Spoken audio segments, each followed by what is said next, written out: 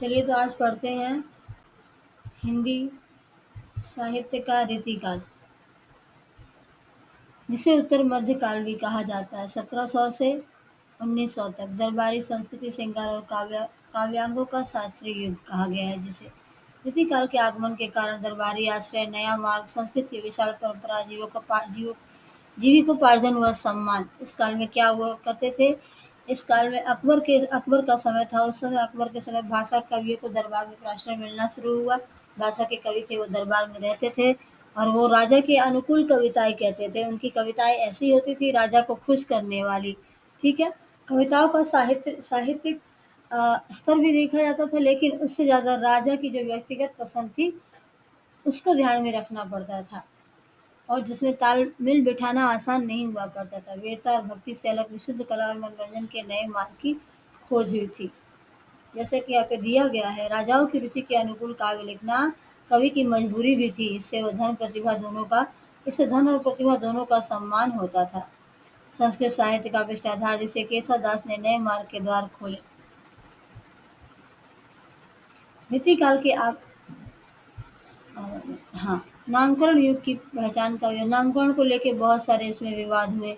मिश्र बंधुओं ने अलंकृत काल कहा, विश्वनाथ प्रसाद मिश्र ने श्रृंगार काल कहा, रमाशंकर शुक्ल रसाल ने कला काल कहा और आचार्य रामचंद्र शुक्ल ने रीति काल कहा, जो सर्वमान्य। बाद में आचार्य रामचंद्र शुक्ल ने कहा इसे श्रृंगार काल भी कह सकते हैं, ऐसा इन्होंने कहा है। ठीक है। तो इनकी जो तर्क है, इनके तर्क को स्वीकृति मिली और सभी ने इसको माना। रीतिकाल का मूल डीएनए रसिकता, एस्थेटिक्स थे। जन रुचि और सामंती वातावरण का प्रभाव था। लोगों की रुचि, जैसे सामंत लोग होते हैं उनके वातावरण का प्रभाव था। एंटरटेनर, शास्त्रीयता, स्कॉलरशिप, कवियों के पांडित्य प्रदर्शन और विद्वता की अभिरुचि। कवियों के पांडित्य का प्रदर्शन होता था। पांडित्य मतलब उनके ज्ञान का प्रदर्शन होता था, उनके विद्वता की अभिरुचि, उनका जो ज्ञान है उसकी इंटरेस्ट, उसका भी प्रदर्शन होता था। रीतिकाल का कवि कर्म जो है, कवि का कर्म बहुत ही ईमानदार है। वर्ण विषय उनके क्या है? श्रृंगारी है, लेकिन कला और शिल्प में इनकी कोई प्रतिद्वंदता नहीं है। रीतिकाल की प्रमुखता, रीतिकाल में जो काव्य लिखे जाते थे उसमें क्या विशेषता होती थी, क्या प्रमुखता होती? तो देखिए, श्रृंगारिकता होती थी, रस निरूपण, रीति निरूपण होता था, सॉरी, कला एवं चमत्कार प्रदर्शन होता था, ब्रज भाषा का परिमार्जन रहता था, अलंकार प्रियता, नीति, भक्ति और वीर, ऐसे काव्य लिखे जाते थे रीतिकाल में। श्रृंगार की प्रधानता होती थी। कवि का प्राण, उस समय जो मेन फोकस किस पे होता था? श्रृंगार की प्रधानता पे। कवि का प्राण होता था वो आंतरिक और आध्यात्मिक, बाहरी और शारीरिक। सामंती दृष्टि, जो राजा महाराजा रहते थे, सामंत लोग रहते थे, उनकी दृष्टि क्या होती थी? वो लोग क्या मानते थे? उनके दृष्टिकोण में नारी केवल भोग और विलासिता का साधन थी। आश्रयदाताओं की वासनाजन्य भाव की तृप्ति हेतु घोर श्रृंगारिक रचना हुई। आश्रयदाता भी वही होते थे, राजा महाराजा जो हुआ करते थे। दृष्टिकोण मुख्यतः भोग परक था। प्रेम के उच्चतर सोपानों की ओर दृष्टि नहीं जा सकी, ऐसा डॉक्टर भागीरथ मिश्र ने कहा है। ते धनि जे ब्रजराज लखे, गृह काज करे अरुलाज संहारे, मतीराम ने लिखा है। चलिए नेक्स्ट, कला एवं चमत्कार प्रदर्शन। कला एवं चमत्कार का प्रदर्शन, राज दरबार की बौद्धिक क्रीड़ा, राजाओं और सामंतों का मनोरंजन कवियों का मुख्य उद्देश्य था। तो रीतिकाल के कवियों का मुख्य उद्देश्य क्या था?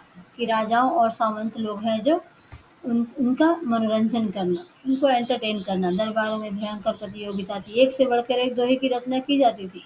सोचिए, उस समय भी दरबार में जो राजा के दरबार लगते थे सामंत लोग के, उसमें उसमें कितना कंपटीशन ज़्यादा था। एक से बढ़कर एक दोहों की रचना की जाती थी, उनको खुश करने के लिए, उनको एंटरटेन करने के लिए।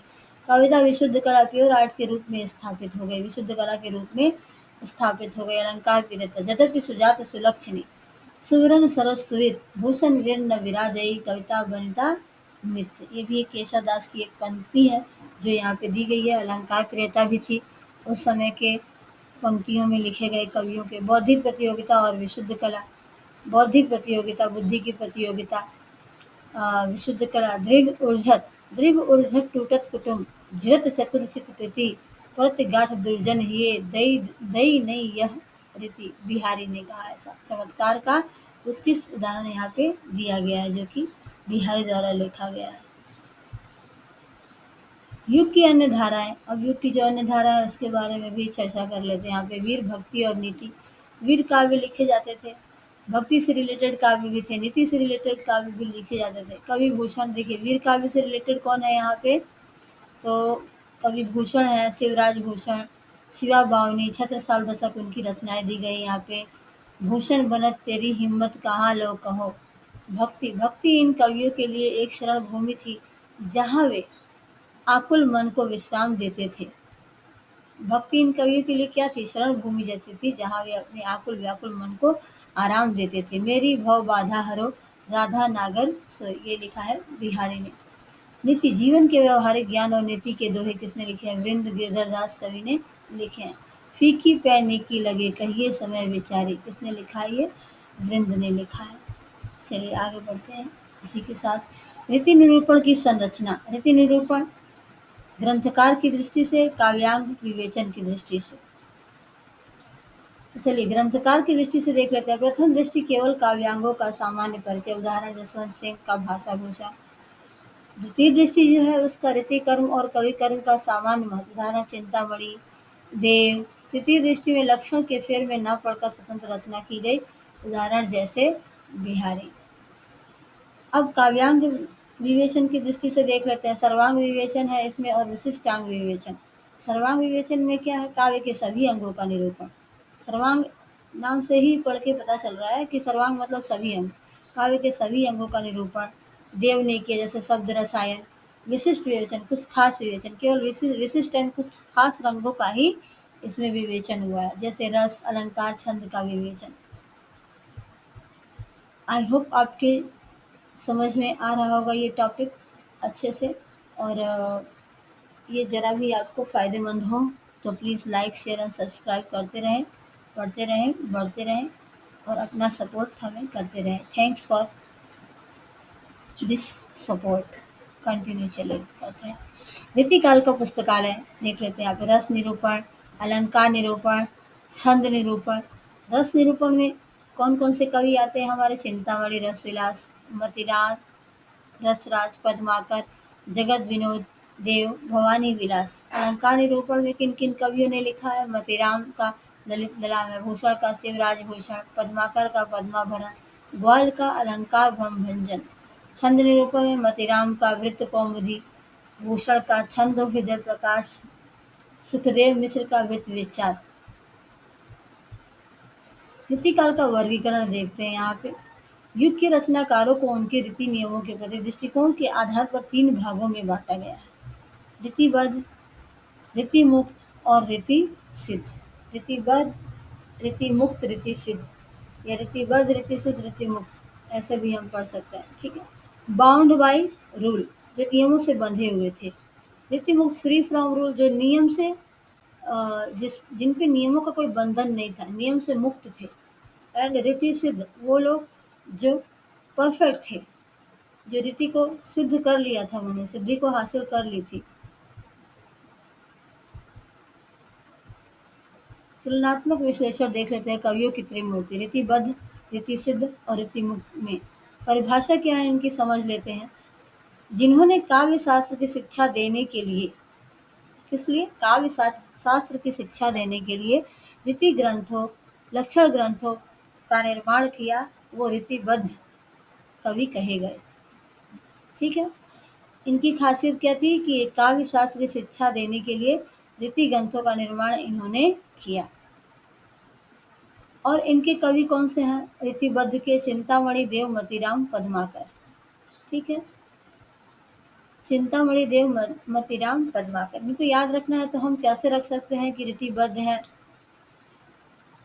चिंता करोगे तो देव आपकी मति को पद्माकर से बांध देंगे, ऐसे आप याद रख सकते हैं कि आप चिंता करेंगे तो देव आपकी मति को, देवता आपकी मति को पद्माकर से बांध देंगे या पद्म के आकार में बांध देंगे, ऐसे भी आप याद रख सकते हैं।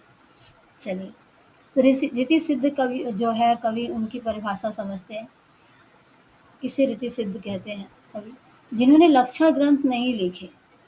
ठीक है। इसमें तो देखिए रीतिबद्ध में क्या है कि लक्षण ग्रंथ हैं इसमें, लेकिन रीति सिद्ध में क्या है, लक्षण ग्रंथ नहीं लिखे इन्होंने, परंतु काव्य रचना पूर्णतः रीति के नियमों के अनुसार किया है। इनकी जो काव्य की रचना है वो रीति के नियमों के अनुसार है। तो इसमें कौन कौन से कवि आते हैं? बिहारी, सेना, वृंद। रीति सिद्ध में याद रखते हैं, याद रखना चाहते हैं तो आप ऐसे याद रख सकते हैं कि बिहारी की सेना तो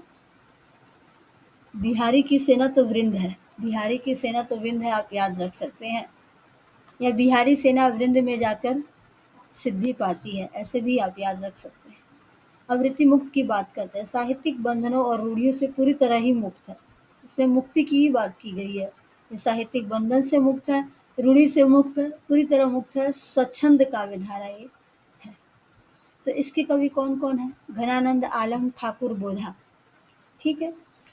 जब इसको हम कैसे याद रख सकते हैं? तो जब घने घने बादल का आलम जब घने बादल का आलम छाया हो तो उसको ठुकराना उसको ठुकराने से बोध नहीं होगा। जब घने बादल का आलम छाया हो तो उसको ठुकराने से बोध नहीं होगा। ऐसे करके आप याद कर सकते हैं। चलिए, रीति सिद्ध कवियों की एक और खासियत देख सकते हैं। इसमें विद्वानों का मतभेद जो है, डॉक्टर नागेंद्र कहते हैं इन्हें रीतिबद्ध ही मानते हैं।